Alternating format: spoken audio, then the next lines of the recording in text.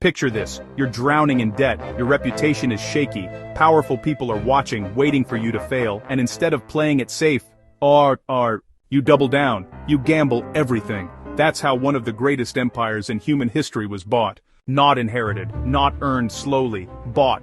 This is the story of Julius Caesar, the bankrupt gambler who turned debt into domination. Now, most people imagine Caesar as this flawless military genius, calm, calculated, destined for greatness. That's not how his story starts. Young Caesar was reckless, ambitious, obsessed with status. He wanted power fast, and he wanted it publicly. Offices, titles, influence.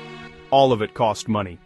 A lot of money. And Caesar didn't have it, so he borrowed, relentlessly.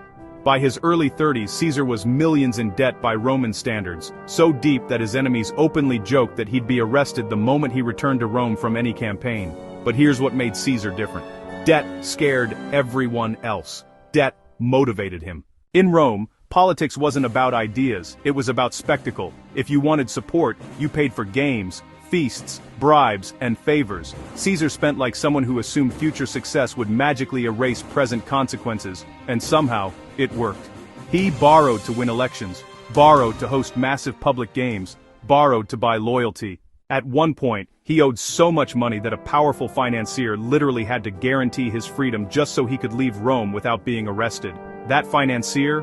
Crassus, the richest man in Rome. And this is where the gamble really begins. Caesar didn't just want money, he wanted leverage, so he formed an alliance that technically shouldn't have worked. Himself, Crassus, and Pompey, Rome's greatest general. 3 egos, 1 deal, support each other, block enemies, split the spoils. The first triumvirate wasn't legal, it wasn't official, it was power operating behind the curtain, and Caesar used it to get what he wanted most. A military command, specifically, Gaul. Now here's the thing.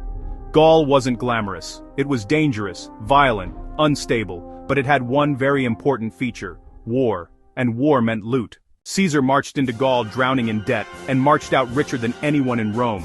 Gold, slaves, land, glory. Every victory paid down his debts and built something far more valuable: loyalty.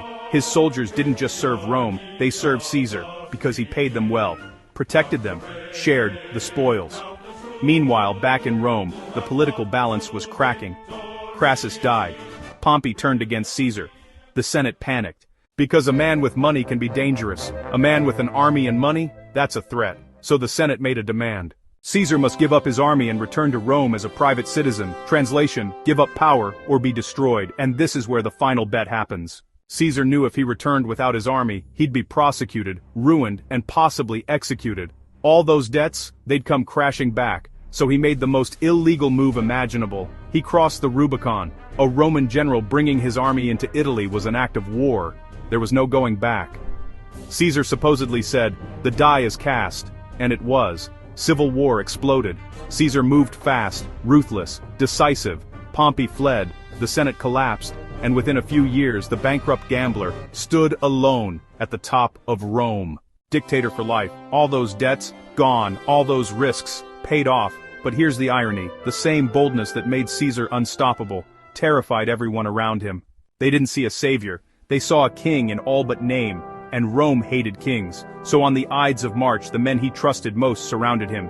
Friends, allies, senators, and they stabbed him. Not because he failed, but because he won too completely. Caesar's story isn't just about conquest, it's about risk, about understanding power better than the system designed to control it. He realized something most people never do. Debt can crush you, or it can force you to become dangerous enough to escape it. Caesar didn't gamble because he was reckless. He gambled because he believed the future could be seized, if you were willing to burn the bridge behind you. If you enjoyed this story, hit like, drop a comment with what part shocked you the most, and subscribe because we're diving deep into the minds, moves, and mistakes that shape the world. I'll see you in the next one. Mon de Soren, Soan, So Sprounder, So.